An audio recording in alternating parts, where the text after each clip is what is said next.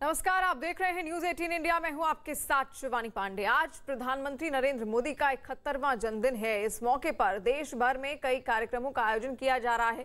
गुजरात के अलग अलग शहरों में खास कार्यक्रम आयोजित किए गए हैं। उत्तर प्रदेश में भी बीजेपी पीएम के जन्मदिन के मौके पर जनसेवा दिवस मना रही है और पीएम मोदी के संसदीय क्षेत्र वाराणसी में लोगों ने जन्मदिन का जश्न मनाया और 71 किलो का लड्डू काटकर बांटा गया।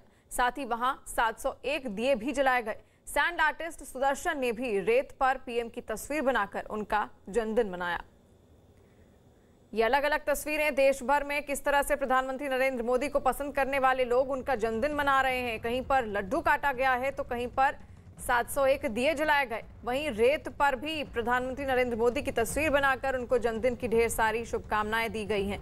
आज 71 साल के हो गए हैं प्रधानमंत्री नरेंद्र मोदी और उनके साथ साथ देश में बीजेपी कार्यकर्ता समेत कई ऐसे लोग हैं जो आज प्रधानमंत्री नरेंद्र मोदी का जन्मदिन मना रहे हैं।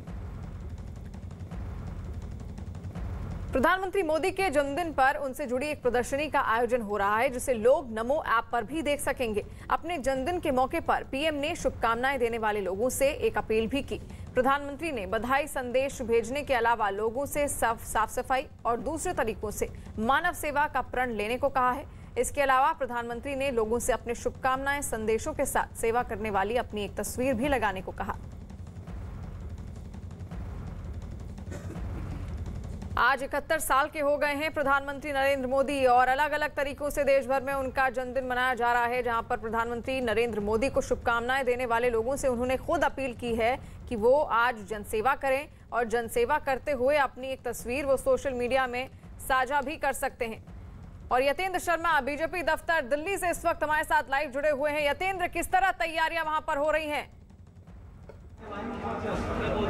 देखिए, एग्जीबिशन एक बीजेपी ऑफिस में लगाई गई है और अब ब्लड डोनेशन कैंप भी एक बीजेपी ऑफिस में लगाया गया है और यहाँ पर बीजेपी अध्यक्ष जेपी नड्डा पहुँच गए जिन्होंने एग्जीबिशन देखी और ब्लड डोनेशन कैंप में वो ऊपर जहाँ जो बीजेपी मुख्यालय के प्रथम तल पर लगाया गया है वहाँ पर वो पहुँच के अपने कार्यकर्ताओं से मिल रहे हैं और उनको प्रोत्साहित कर रहे हैं कि ज़्यादा से ज़्यादा संख्या में उनके कार्यकर्ता ब्लड डोनेशन कैंप में भाग लें, ब्लड डोनेट करें। इस तरह की एक पहल बीजेपी मुख्यालय में की जा रही है और कोशिश यही है कि सेवा और समर्पण अभियान के माध्यम से पूरे देश भर में प्रधानमंत्री मोदी का जन्मदिन मनाया जाए और जन्मदिन के माध्यम से जो शोषित वंचित और जो जरूरतमंद लोग हैं उनको प्रधानमंत्री मोदी के द्वारा जो कल्याणकारी जन नीतियाँ चलाई जा रही हैं उनका ज़्यादा से ज़्यादा फायदा हो। इसके अलावा जो विकलांग हैं उनके लिए जो कृत्रिम उपकरण हैं, कृत्रिम अंगों के, उनको वितरण करने का कार्यक्रम रखा गया है। कई सारे हॉस्पिटल्स में स्वास्थ्य सेवा शिविर अलग अलग जगहों पर जिले से लेकर बूथ स्तर तक लगाए गए हैं। कहीं ब्लड डोनेशन कैंप लगाए गए हैं, एग्जीबिशन लगाई गई है। नमो ऐप के द्वारा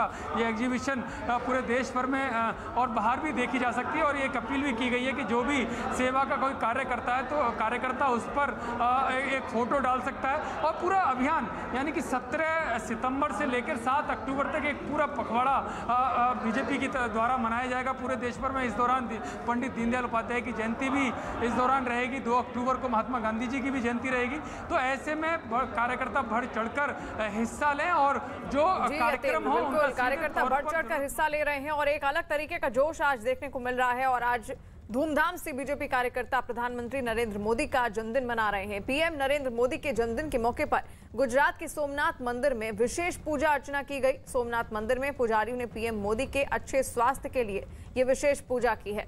ये सोमनाथ मंदिर गुजरात की तस्वीरें हैं और किस तरह यहाँ पर विशेष पूजा अर्चना की गई है। आज 71वां जन्मदिन है प्रधानमंत्री नरेंद्र मोदी का और उसी को लेकर ये तस्वीर आप देख रहे हैं। चंद्रमोहन हमारे साथ लाइव जुड़े हुए हैं पटना से।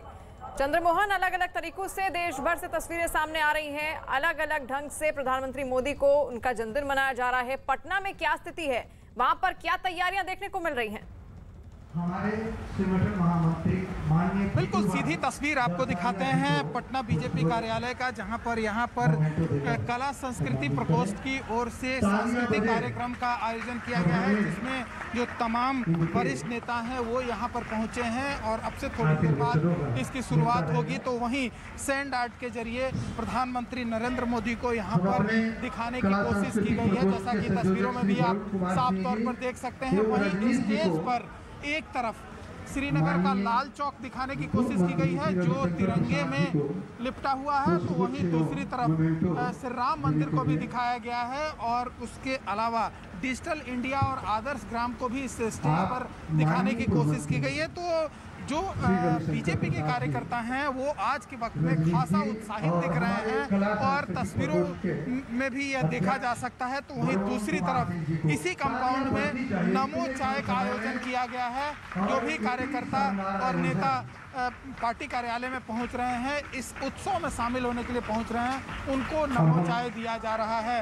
और एक और तस्वीर आपको सामने दिखाने की कोशिश करेंगे जहां पर स्टेज पर तमाम वरिष्ठ नेता बैठे हुए हैं जिनका स्वागत इस कार्यालय में किया जा रहा है और उसके अलावा प्रदर्शनी भी एक लगाई गई है। तो आज के वक्त में बीजेपी के कार्यकर्ता काफी उत्साहित दिख रहे हैं, लेकिन इस बीच अभी बारिश शुरू हो गई है और हल्की हल्की बारिश पटना में हो रही है। ऐसे में जो भी कार्यकर्ता हैं, जो भी उत्सव मनाने के लिए पहुंच रहे हैं, उनका आना लगातार जारी है और मौसम खुशनुमा हो गया है। ऐसे में लोगों में भी काफी उत्साह देखने को मिल रहा है। जी, उत्साह देखने को मिल रहा है और कार्यक्रम की शुरुआत हो चुकी है। अलग अलग तरीके से प्रधानमंत्री मोदी का जन्मदिन मनाया जा रहा है। यूपी के मुख्यमंत्री योगी आदित्यनाथ ने लखनऊ के एक सरकारी बाल गृह में जाकर सेवा समर्पण कार्यक्रम की शुरुआत की। पीएम मोदी के जन्मदिन के मौके पर सीएम योगी ने यूपी में इस कार्यक्रम को शुरू किया। वहां मुख्यमंत्री योगी ने बच्चों को तोहफे दिए और मिठाइयां बांटी। बच्चों को स्कूल बैग भी दिए गए और ये तस्वीरें हैं। प्रधानमंत्री मोदी जी का नेतृत्व देश को लंबे समय तक मिले, उनका मार्गदर्शन और उनके नेतृत्व में भारत दुनिया की महाशक्ति के रूप में अग्रसर हो रहा है।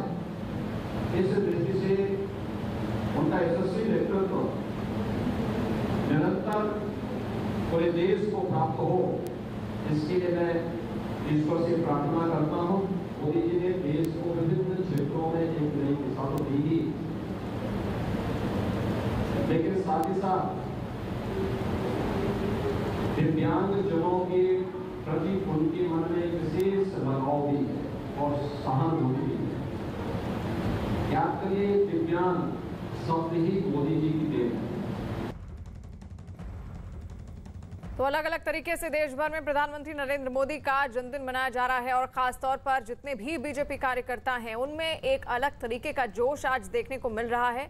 अलग अलग तरीकों से प्रधानमंत्री नरेंद्र मोदी को शुभकामनाएं भी दी जा रही हैं। यतेंद्र दिल्ली बीजेपी दफ्तर के बाहर इस वक्त खड़े हैं। यतेंद्र, क्या तैयारी वहां पर देखने को मिल रही है? कार्यक्रमों की क्या शुरुआत हुई? देखिए, कार्यक्रमों की शुरुआत बीजेपी अध्यक्ष जेपी नड्डा द्वारा कर दी गई है। आप देख सकते हैं तमाम पूरे ऑफिस में कार्यकर्ताओं को आना जाना शुरू हो गया और ये यहाँ पर एक एग्जीबिशन लगाई गई है जहाँ पर देखा जा सकता है। हालांकि अभी ये बीजेपी अध्यक्ष जेपी नड्डा के द्वारा इस एग्जीबिशन की शुरुआत की गई है, लेकिन अभी मीडिया के लिए वो ये एग्जीबिशन नहीं खोली गई है, लेकिन कार्यकर्ता जा रहे हैं और हम भी आपको दिखाते हैं अगर ये तस्वीरें मिल जाएं कि किस तरह से एग्जीबिशन जो प्रधानमंत्री मोदी के जो 20 साल संवैधानिक जिम्मेदारी को निभाते हुए पूरे हुए हैं, मुख्यमंत्री से लेकर और प्रधानमंत्री तक उनका जिस तरह का सफ़र बीता उसे एक एग्जीबिशन के माध्यम से दिखाया गया। आप देख सकते हैं पूरे बीजेपी ऑफिस को सजाया गया है फूलों से और एक कोशिश यही है कि उनकी जो अभी तक की जो प्रणाली रही है, कार्य प्रणाली, उसको किस तरह से कार्यकर्ताओं के सामने रखा जाए और इस तरह का निर्देश पूरे देश भर में बीजेपी कार्यकर्ताओं को दिया गया है और वर्चुअल माध्यम से भी इस एग्जीबिशन को देख सकते हैं। वो एग्जीबिशन ये जो यहाँ पर बनाई गई है, जो प्रदर्शित की गई है, आप देख सकते हैं पूरे एक हॉल को एग्जीबिशन के तौर पर उसके एग्जीबिशन के रूप में बदल दिया गया है, जहाँ प्रधानमंत्री मोदी के कृतित्व जो उनके कार्य हैं, उनकी जो अभी तक की जीवन यात्रा रही है, जो जीवन व्रत है, उसको यहाँ पर दिखाया गया है। आप ये देखिए कि पूरे प्रधानमंत्री मोदी जब उनका संघर्षों का जो दौर रहा, जब अपोजिशन में थे, जब वो प्रचारक निकले और उसके बाद जो बीजेपी में उनकी एंट्री हुई, तो किस तरह से संगठन मंत्री के तौर पर उन्होंने काम किया और योग को लेकर भी जो उन्होंने एक योग दिवस पूरे विश्व में लोहा मनवाया, योग का जो शुरू किया, वो उसको भी यहाँ पर दिखाया गया है। और क्या किस तरह से आतंकवाद को मुंहतोड़ जवाब मोदी प्रधानमंत्री मोदी के द्वारा दिया गया, 1 रुपये में किस तरह से लोगों की ज़िंदगी बदलने का काम किया, सारे उनके काम यहाँ पर दिखाए गए हैं। और इस इस पूरी एग्जीबिशन को वर्चुअल ऐप जो नमो ऐप है उसके द्वारा भी देखा जा सकता है और उसमें अपील भी ये की गई है कि कार्यकर्ता कोई भी सेवा का एक काम करे। प्रदर्शनी यहाँ पर लगाई गई है और देश भर में जो बीजेपी कार्यकर्ता हैं खासतौर पर उनमें खुशी का एक माहौल देखने को मिल रहा है। अलग अलग तरीकों से प्रधानमंत्री नरेंद्र मोदी का आज ये जन्मदिन मनाया जा रहा है। वहीं भोपाल में शिवराज सरकार में चिकित्सा शिक्षा मंत्री विश्वास सारंग ने पीएम मोदी के जन्मदिन पर अनोखे तरीके से वैक्सीनेशन अभियान की शुरुआत की है। उन्होंने ढोल मंजीरे के साथ हनुमान चालीसा का पाठ किया और इसके बाद वैक्सीनेशन कार्यक्रम की शुरुआत की। यानी कि अलग अलग तरीके से देखिए हर अंदाज में प्रधानमंत्री मोदी का जन्मदिन मनाया जा रहा है। जहां पर आपको बता दें कि बिहार के चिकित्सा मंत्री उन्होंने अलग तरीके से भोपाल में शिवराज सरकार में चिकित्सा शिक्षा मंत्री विश्वास सारंग ने पीएम मोदी का अनोखे ढंग से जन्मदिन मनाया। आज नरेंद्र मोदी जी का जन्मदिन है। वो एक ऐसे नेता हैं जिन्होंने पूरी दुनिया में हिंदुस्तान का मान और सम्मान बढ़ाया। पूरे देश में उनका जन्मदिन उत्साह के साथ मन रहा है। देश की जनता की जान बचाने के लिए नरेंद्र मोदी जी ने जो मुफ्त में कोरोना की वैक्सीन का उपहार जनता को दिया है, उस वैक्सीन को लगवाने का महाअभियान भी हम मध्य प्रदेश में आज चला रहे हैं। और एक अलग उत्साह देश भर में देखने को मिल रहा है। अलग अलग तरीके से प्रधानमंत्री नरेंद्र मोदी का जन्मदिन मनाया जा रहा है। कहीं ढोल नगाड़े बजाए जा रहे हैं तो कहीं लक्ष्य रखा गया है वैक्सीनेशन का, और कहीं पर प्रदर्शनियां लगाई गई हैं तो कहीं पर टी स्टॉल में फ्री चाय बांटी जा रही है तो कहीं फ्री लड्डू बांटे जा रहे हैं और इसी के साथ लड्डू का केक भी काटा जा रहा है। यानी कि हर राज्य की अलग तस्वीर है। जहां जहां बीजेपी कार्यकर्ता हैं अलग अलग तरीके से प्रधानमंत्री नरेंद्र मोदी का जन्मदिन मनाया जा रहा है। और ये तस्वीरें आप देख रहे हैं जहां पर भोपाल में शिवराज सरकार में चिकित्सा शिक्षा मंत्री विश्वास सारंग ने अनोखे ढंग से पीएम मोदी का जन्मदिन मनाया और फुल ढोल मंजीरे बजाते हुए वो इन तस्वीरों में दिख रहे हैं।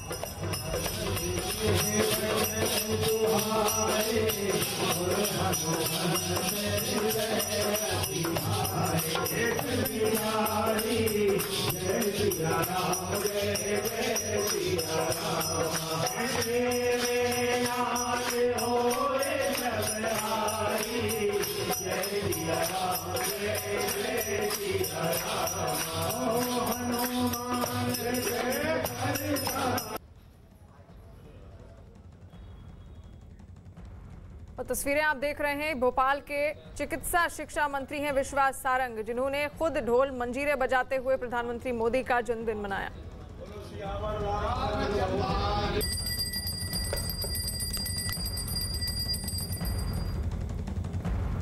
और बिहार के दरभंगा में पीएम मोदी के 71वें जन्मदिन को अनोखे तरीके से मनाया गया। वहां मछुआरा समाज के लोगों ने 71 नाव पर 71 केक काटकर पीएम का जन्मदिन मनाया। और यही नहीं, बीजेपी विधायक अर्जुन सैनी ने नाव पर ही एक 71 किलो का केक काटकर पीएम का जन्मदिन मनाया है। इस मौके पर वहां नाव पर भारी भीड़ मौजूद रही।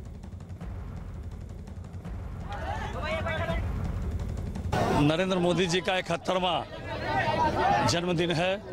जिस तरह मछली के लिए, मखाने के लिए नरेंद्र मोदी जी ने किया है, आज मिथिलांचल के नेता अर्जुन सहनी जी जो मछुआरा समाज के नेता हैं, लाखों के संख्या में पूरे मिथिलांचल से मछुआरा आए हैं। वह इसलिए आए हैं कि मछुआरा समाज के लिए जो नरेंद्र मोदी जी ने किया है, और आज पूरे बिहार में उत्साह का वातावरण है। 17 तारीख के विश्वकर्मा पूजा के रोज भारत के विश्वकर्मा, नव भारत के विश्वकर्मा हमारे देश के कुशल प्रधानमंत्री के जन्मदिन है। इस जन्मदिन के नेतृत्व में 71वां वर्ष है। हमने सोचा कि समस्त मिथिलांचल की ओर से, मछुआरा की ओर से आज अपने 71 को नाव, 71 किलो के लड्डू, 71 को गांजा, हम लोग को जाल, बांस, हथियार जो होता है मछुआरा समाज के, उस लेकर के हमने उसको जन्मदिन मनाने का कोशिश किया। तो अलग अलग अंदाज में देश भर में प्रधानमंत्री मोदी का जन्मदिन मनाया जा रहा है। और चंद्रमोहन इस वक्त पटना से हमारे साथ लाइव जुड़ गए हैं। चंद्रमोहन, क्या तस्वीरें हैं वहां पर, क्या तैयारियां हैं प्रधानमंत्री मोदी के 71वें जन्मदिन के अवसर पर? उपलक्ष्य में हमने 20 दिन का एक बिल्कुल देखिए सीधी तस्वीर हम आपको दिखाते हैं। यहाँ पर कला संस्कृति प्रकोष्ठ की ओर से सांस्कृतिक कार्यक्रम का आयोजन किया गया है, जिसमें तमाम जो बड़े नेता हैं वो यहाँ पर पहुंचे हुए हैं और अभी उनके स्वागत के बाद यह कार्यक्रम शुरू होगा। तो वहीं आपको एक और तस्वीर यहाँ पर दिखाएंगे जहाँ सेंट आर्ट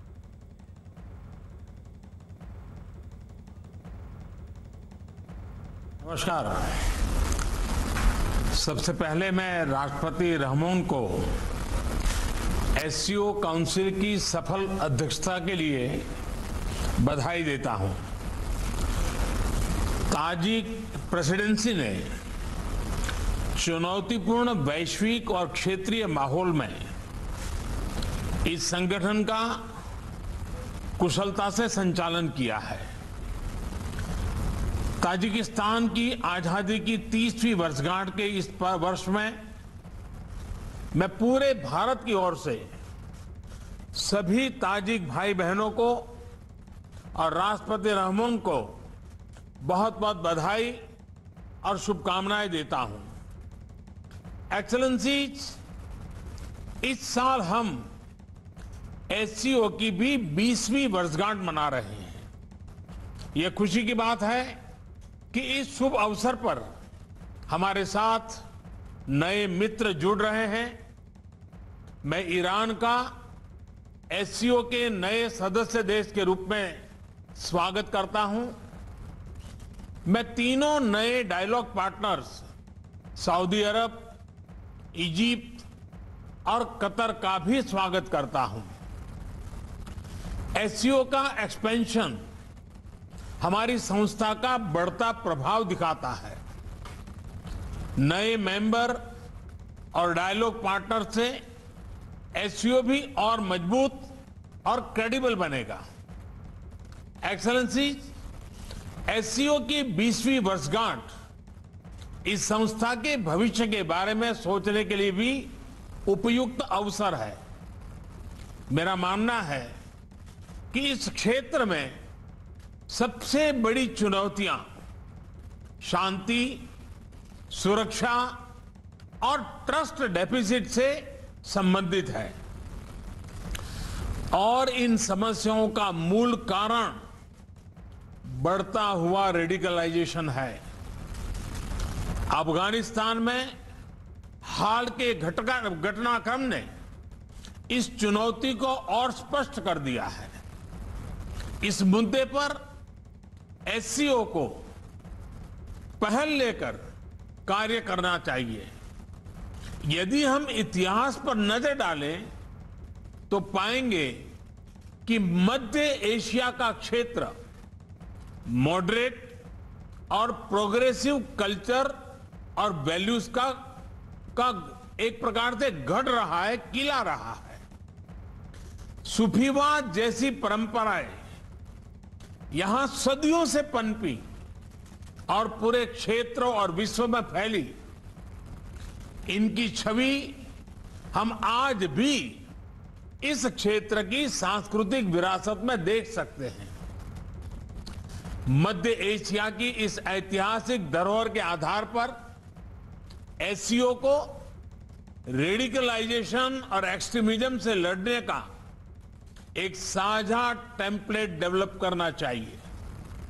भारत में और एससीओ के लगभग सभी देशों में इस्लाम से जुड़ी मॉडरेट, टॉलरेंट और इंक्लूसिव संस्थाएं और परंपराएं हैं।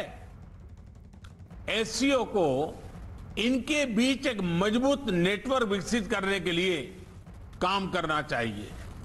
इस संदर्भ में मैं एससीओ के रैट्स मैकेनिज्म द्वारा किए जा रहे उपयोगी कार्य की प्रशंसा करता हूं। भारत ने एससीओ रैट्स की अपनी अध्यक्षता के दौरान जो कैलेंडर ऑफ एक्टिविटीज प्रस्तावित की है, उन पर हमें सभी एससीओ पार्टनर्स के सक्रिय सहयोग की अपेक्षा है।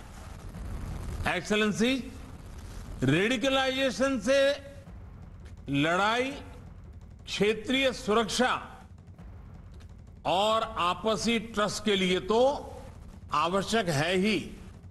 यह हमारी युवा पीढ़ियों के उज्जवल भविष्य के लिए भी जरूरी है।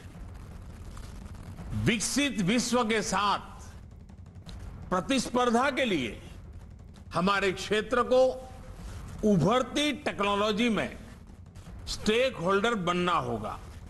इसके लिए हमें अपने प्रतिभाशाली युवाओं को विज्ञान, और रेशनल थिंकिंग की ओर प्रोत्साहित करना होगा।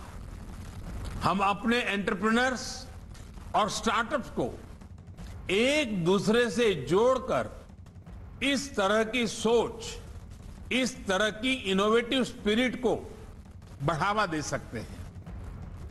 इसी सोच से पिछले वर्ष भारत ने पहले एससीओ स्टार्टअप फोरम और युवा वैज्ञानिक सम्मेलन का आयोजन किया। पिछले वर्षों में भारत ने अपनी विकास यात्रा में टेक्नोलॉजी का सफल सहारा लिया है। चाहे फाइनेंशियल इंक्लूजन बढ़ाने के लिए यूपीआई और रुपे कार्ड जैसी टेक्नोलॉजीज हो, या कोविड से लड़ाई में हमारे आरोग्य सेतु और कोविन जैसे डिजिटल प्लेटफॉर्म्स, इन सभी को हमने स्वेच्छा से अन्य देशों के साथ भी साझा किया है। हमें एससीओ पार्टनर्स के साथ भी इन ओपन सोर्स टेक्नोलॉजी को शेयर करने में और इसके लिए कैपेसिटी बिल्डिंग आयोजित करने में खुशी होगी। एक्सेलेंसी, रेडिकलाइजेशन और असुरक्षा के कारण इस क्षेत्र का विशाल आर्थिक पोटेंशियल भी अनटैप रह गया है।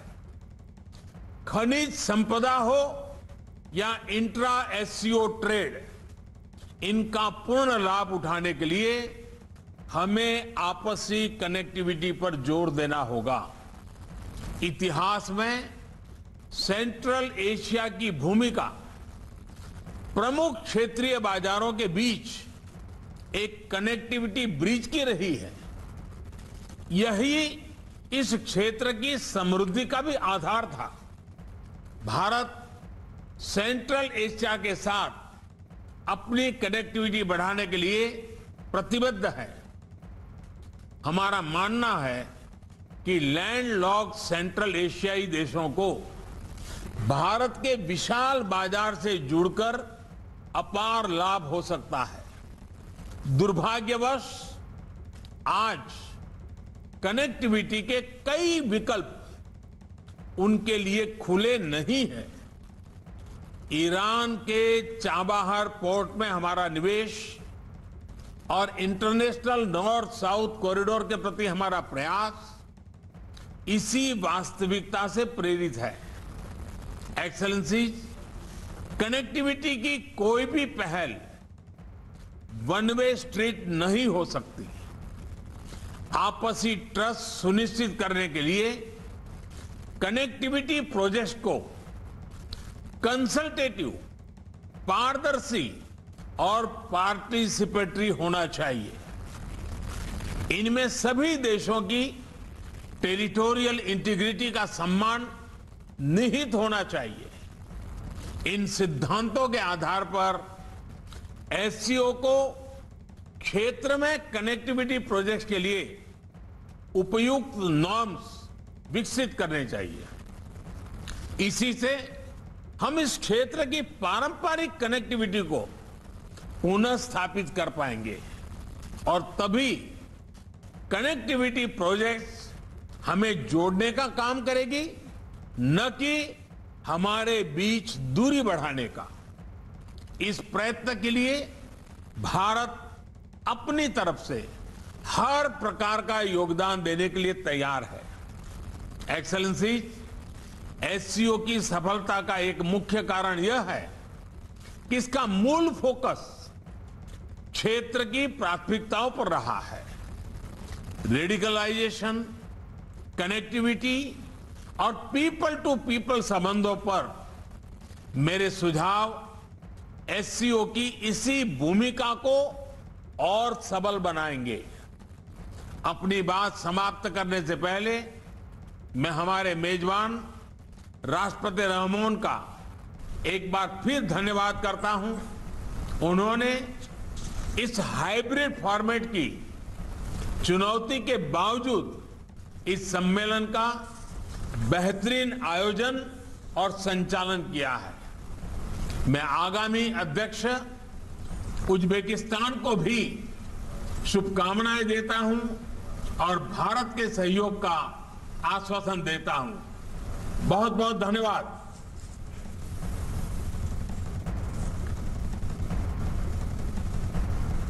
प्रधानमंत्री नरेंद्र मोदी को आप सुन रहे थे, जो वर्चुअल माध्यम से इस बैठक का हिस्सा बने और अफगानिस्तान का मुद्दा उन्होंने उठाया। और आपको बता दें कि प्रधानमंत्री नरेंद्र मोदी आज शंघाई कोऑपरेशन ऑर्गेनाइजेशन यानी कि एससीओ की बैठक को अभी इस वक्त संबोधित कर रहे थे। पीएम मोदी ऑनलाइन बैठक को उन्होंने संबोधित किया। ताजिकिस्तान की राजधानी दुशांबे में एससीओ की मीटिंग हो रही है और इसमें भारत के अलावा चीन, रूस, पाकिस्तान और कुछ मध्य एशियाई देश भी शामिल हैं। और अफगानिस्तान में जिस तरह के हालात पैदा हुए हैं उसको लेकर भी वो बोले। चरमपंथ, कट्टरता बड़ी समस्याएं हैं उन्होंने कहा।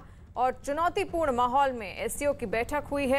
एससीओ की बैठक आपको बता दें कि ताजिकिस्तान की राजधानी दुशांबे में हुई है और 20वीं वर्षगांठ इस वक्त एससीओ अपनी मना रहा है। और उन्होंने, प्रधानमंत्री नरेंद्र मोदी ने इस बैठक में कहा कि खुशी की बात है कि इस शुभ अवसर पर हमारे साथ नए मित्र जुड़ रहे हैं। और उन्होंने ईरान का एससीओ के नए सदस्य देश के रूप में स्वागत भी किया। वर्चुअल माध्यम से वो जुड़े थे। एससीओ की बैठक थी और ताजिकिस्तान की राजधानी दुशांबे में प्रधानमंत्री नरेंद्र मोदी इस बैठक को संबोधित कर रहे थे। भारत के अलावा चीन, रूस, पाकिस्तान और कुछ मध्य एशियाई देश भी इस चर्चा का हिस्सा बने। मैं राष्ट्रपति रहमोन को एससीओ काउंसिल की सफल अध्यक्षता के लिए बधाई देता हूं। ताजिक प्रेसिडेंसी ने चुनौतीपूर्ण वैश्विक और क्षेत्रीय माहौल में इस संगठन का कुशलता से संचालन किया है। इस साल हम एससीओ की भी 20वीं वर्षगांठ मना रहे हैं। यह खुशी की बात है कि इस शुभ अवसर पर हमारे साथ नए मित्र जुड़ रहे हैं। मैं ईरान का एससीओ के नए सदस्य देश के रूप में स्वागत करता हूं। मैं तीनों नए डायलॉग पार्टनर्स सऊदी अरब, इजिप्ट और कतर का भी स्वागत करता हूं। एससीओ का एक्सपेंशन हमारी संस्था का बढ़ता प्रभाव दिखाता है। नए मेंबर और डायलॉग पार्टनर से एससीओ भी और मजबूत और क्रेडिबल बनेगा। हमेशा प्रधानमंत्री श्री नरेंद्र मोदी जी के जन्मदिन को सेवा दिवस के रूप में मनाती आई है। उनके नेतृत्व में भाजपा का मूल मंत्र बना है, सेवा ही संगठन है। मुझे इस बात की हार्दिक प्रसन्नता है कि आज भारतीय जनता पार्टी परिवार ने आदरणीय प्रधानमंत्री जी के जन्मदिन पर सेवा और समर्पण अभियान की शुरुआत की है। जन सेवा से अधिक संतोषजनक और कोई कार्य नहीं हो सकता। आज हमारे करोड़ों कार्यकर्ता देश के कोने कोने में कोविड वैक्सीनेशन अभियान को गति देने में अपनी महत्वपूर्ण भूमिका निभा रहे हैं।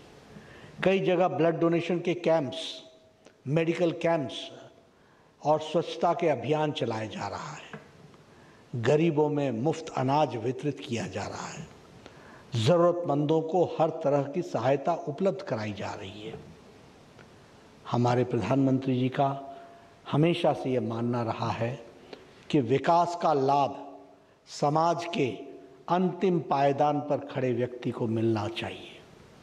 बाल्यकाल से लेकर आज तक उन्होंने अपने बारे में नहीं बल्कि गरीबों, वंचितों, पीड़ितों और शोषितों के कल्याण के बारे में सोचा, राष्ट्र के उत्थान के बारे में सोचा है। एक अत्यंत सामान्य परिवार में पैदा होने के बाद उनके मन में गरीबों के लिए काम करने की, जीवन स्तर को बदलाव लाने की भावना बचपन से ही दृढ़ रही है। उनकी यह दृढ़ता उनकी नीतियों में, योजनाओं में स्पष्ट दिखाई देती है। इसलिए उनकी हर नीति के केंद्र बिंदु में देश के गांव, गरीब, किसान, दलित, पीड़ित, शोषित और वंचित ही है।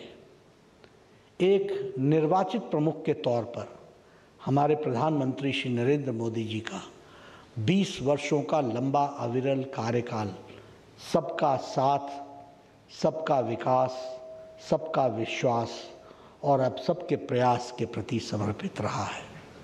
सबके प्रयास को साथ लेकर जन भागीदारी की नई इबारत लिखी जा रही है।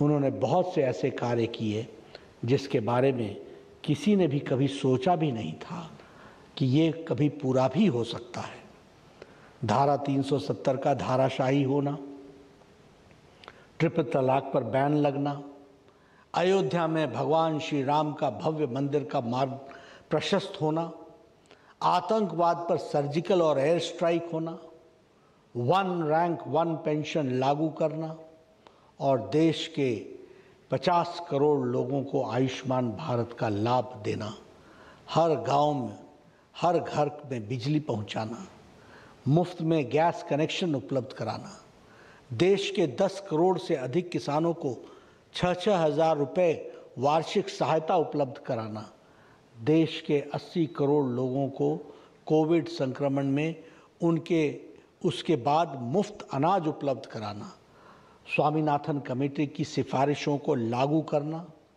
हर गरीब के घर देना, हर घर को में पानी, बिजली, गैस और शौचालय की उपलब्धता सुनिश्चित कराना।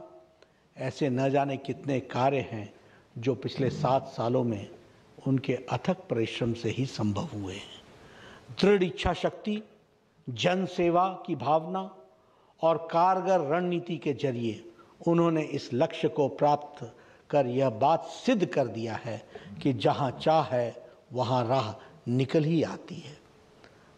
हम सब लोग जानते हैं, उनके साथ मुझे काम करने का सौभाग्य प्राप्त हुआ है, अवसर मिला है। मैंने बहुत नज़दीक से अनुभव किया है कि उनमें कई ऐसी विशेषताएं हैं जो उनके व्यक्तित्व को बहुआयामी बताती हैं। कठोर परिश्रम करना, स्पष्ट दृष्टि रखना और जनता की भलाई के लिए समर्पित रहना उनका स्वभाव है। उनसे हम सबको देश के लिए सतत कार्य करने और करते रहने की प्रेरणा मिलती है। उनके नेतृत्व में देश विकास के पथ पर अग्रसर है। विश्व पटल पर भी भारत की साख में अभूतपूर्व वृद्धि हुई है। हमारे प्रधानमंत्री जी ने देश की राजनीतिक कार्य संस्कृति को बदल कर रख दिया है। आज उनके नेतृत्व में जातिवाद, परिवारवाद और तुष्टीकरण की राजनीति की जगह विकासवाद की राजनीतिक संस्कृति प्रतिष्ठित हुई है और देश के अन्य सभी राजनीतिक दलों को इस राह पर आगे बढ़ने के लिए विवश होना पड़ा है। आदरणीय श्री नरेंद्र मोदी जी ने दुनिया के सबसे बड़े लोकतंत्र के प्रधानमंत्री नहीं बल्कि प्रधान सेवक के रूप में देश की सेवा की है। देश की जनता के साथ उनका एक भावनात्मक संबंध है। वो हर भारतवासी के दिल में रचे बसे हैं।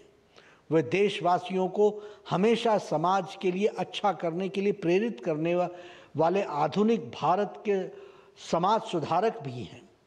उनकी एक आवाज़ पर संपूर्ण राष्ट्र एकजुट होकर लक्ष्य को साकार करने के प्रति तत्पर हो जाता है। मुझे यह कहने में तनिक भी संकोच नहीं है कि उनके बेदाग सार्वजनिक जीवन एक राजश्री का जीवन है जिसका एक ही उद्देश्य है, जन जन का विकास। उनकी सोच हमेशा रचनात्मक होती है। वे हमेशा समस्याओं का समाधान रचनात्मक सोच के माध्यम से करते हैं।